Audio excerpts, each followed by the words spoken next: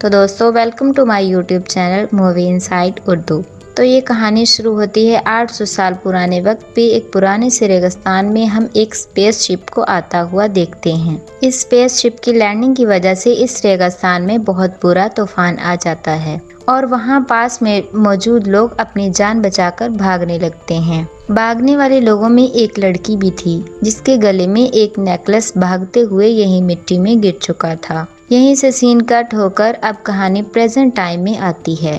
800 साल वक्त गुजर चुका था। जिस जगह ये स्पेसशिप उतरी थी उस जगह रिसर्च चल रही थी और वो नाम के एक लड़के को वहाँ एक नेकलेस मिलता है जो इस लड़की के गले से उतरकर वहाँ गिरा था। वो प्रोफेसर इसकी जांच करते हुए बताते हैं कि ये नेकलेस बहुत पुराना है और हो सकता है कि ये बहुत कीमती भी हो। ये जानकर वो बहुत खुश हो जाता है। थोड़ी देर में वहाँ जॉन नाम का एक आदमी भी आता है जो कहता है कि तुम्हें यहाँ जो भी चीज मिले वो तुम्हारे पास मेरी अमानत है। जिसके जवाब में वो कहता है तुम्हारी कहाँ से अमानत हुई, ये जगह चाइना की है और यहाँ से हमें जो भी चीज मिलेगी वो चाइनीज हुकूमत की अमानत होगी। इस बात से चिढ़कर जॉन वहाँ से चला जाता है। हमें मालूम होता है कि वो इस प्रोफेसर की टीम यहाँ कई सालों से रिसर्च कर रही है और रिसर्च के बाद इन्हें मालूम हुआ है कि इस जमीन के नीचे कहीं 100 साल पहले ये लोलान नाम का एक शहर हुआ करता था। इन्हें वहाँ एक लकड़ी के कुछ टुकड़े भी मिले थे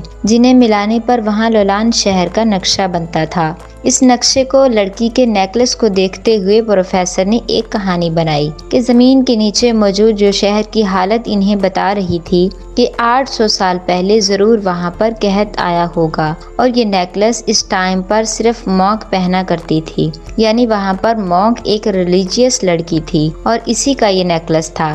कहत के पड़ने पर वो मॉन्क टेम्पल की तरफ भागी होगी, लेकिन फिर तूफान के तेज होने पर इसकी मौत हो गई। सीन कट होकर पास्ट में जाता है। हम इसी मॉन्क को देख रहे हैं जिसके बारे में वो और उसकी टीम बात कर रहे थे। इस मॉन्क का नाम यमन था जो अपने साथ जॉन से मिलकर तूफान से बचकर भाग रही थी। ये लोग मुश्किल से टेम्पल तक तो पहुंच जाते हैं लेकिन जॉन की हालत बहुत ज्यादा खराब हो चुकी थी। हमें मालूम होता है कि ये जॉन यहाँ लोलान शहर का बादशाह था, लेकिन अब इसकी हालत खराब हो चुकी थी और वो अपनी जिंदगी की आखिरी सांसें गिन रहा था। इस दौरान वो यमन से कहता है कि मेरे भाई से बचकर रहना, वो एक अच्छा इंसान नहीं है। ये कहते ही जॉन मारा जाता है और दुख में इन टेम्पल्स के अंदर चली जाती है। अब गॉड से प्रे करने लगती है कि प्लीज गॉड इस शहर को कहत लगने से बचा ले। जैसे जैसे वो प्रे करती जा रही थी यहाँ टेम्पल में मौजूद दिए जलते जा रहे थे और अचानक टेम्पल के अंदर लगे हुए एक शीशे से तेज रोशनी भी निकलती है, ऐसे जैसे कि वो एक सूरज हो, और फिर एकदम से शीशा जमीन पर गिर के टूट जाता है।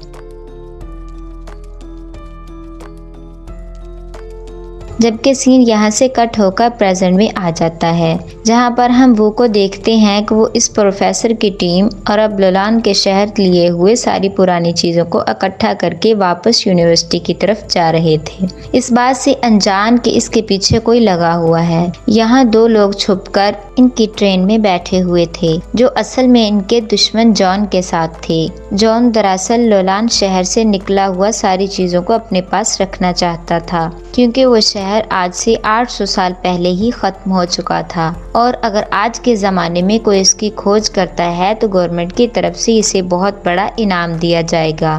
लोलान शहर के सारे सबूत सारी चीज़ों को खुद हासिल करके जॉन गवर्नमेंट से मिलने वाला इनाम खुद पाना चाहता था। दिखाया जाता है कि अब जॉन के आदमी वो को शूट करने ही वाले थे क्योंकि वो ने इनके हाथों से लोलान शहर का सामान बचा लिया था। इससे पहले कि ये लोग वो को मार ही देते एकदम से ट्रेन में बैठे हुए सारे पैसेंजर खड़े हो जाते हैं और इनके हाथों में पिस्टल्स थी। हमें मालूम हुआ कि असल में ये सब चाइनीज सॉल्जर्स थे जो जान के दोनों साथियों को उठाकर ट्रेन से बाहर फेंक देते हैं। जिसके बाद वो अपना सामान चेक करने लगता है। वो जैसे ही सूटकेस खोलता है तो इसे फिर वही शीशा दिखाई देता है जो 800 साल पहले हमने यमन के पास देखा था। इस मिरर को देखते ही वो डर गया क्योंकि ये शीशा टूटा हुआ था।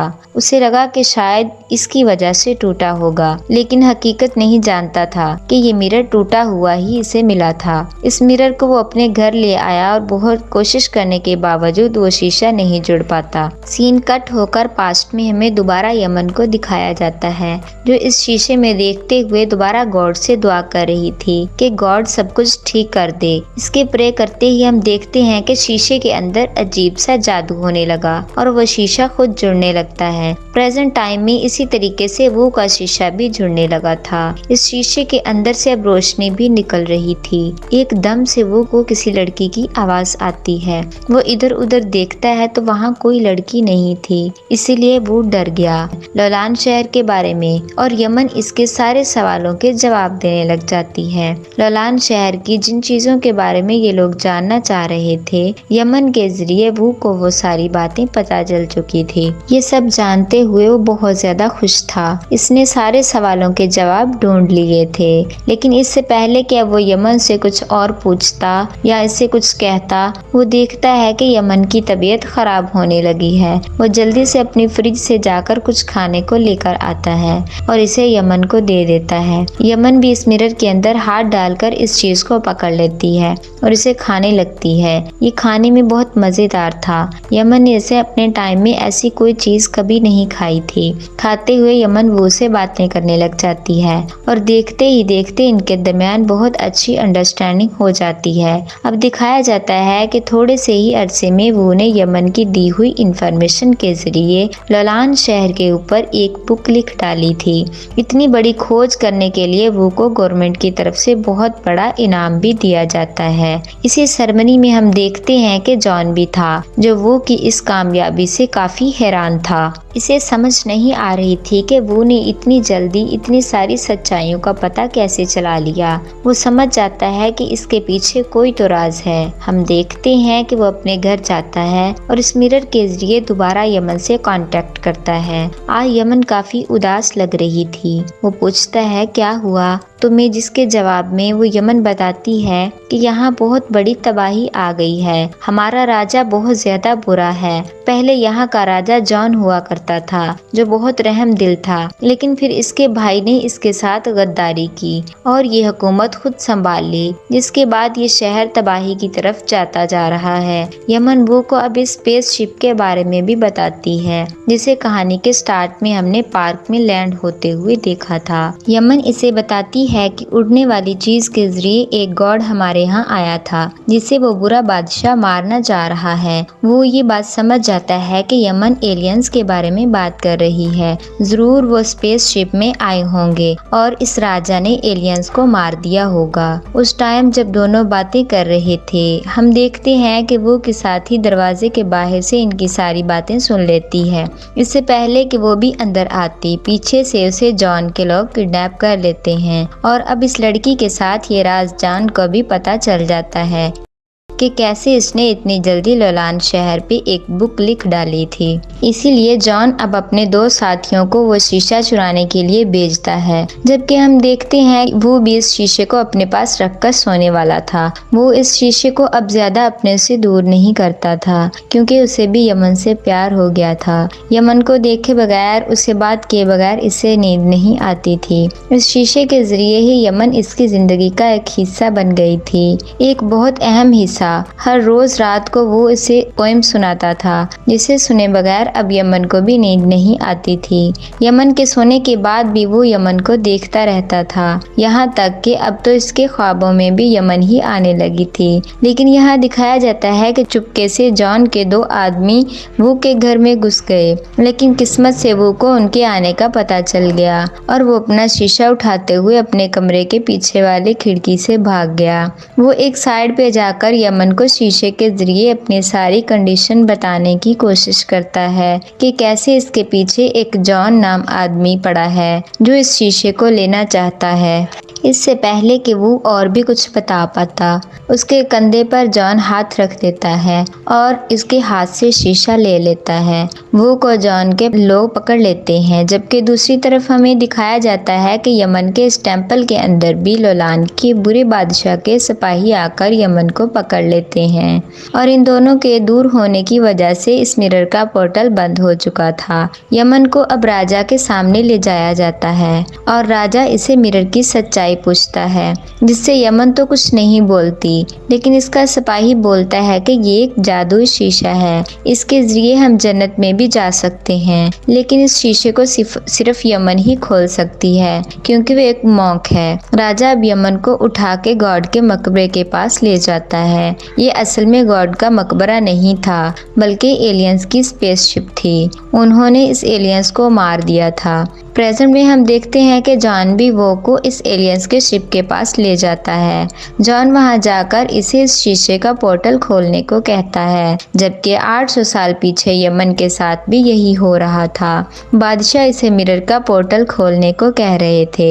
अलग अलग टाइम में यमन और वो दोनों ही इस एलियन स्पेसशिप के ऊपर चढ़ते हैं और इस मिरर को लेके जैसे ही वो अपने मुंह के सामने करते हैं, यहाँ एक रोशनी का तूफान आने लगता है। यहाँ एक पोर्टल खुल जाता है। दोनों टाइम लाइन्स आपस में मिल जाती हैं। जैसे इसकी वजह से अब वो और यमन आपस में एक दूसरे को देख पा रहे थे। वो एक दूसरे के सामने आ चुके थे।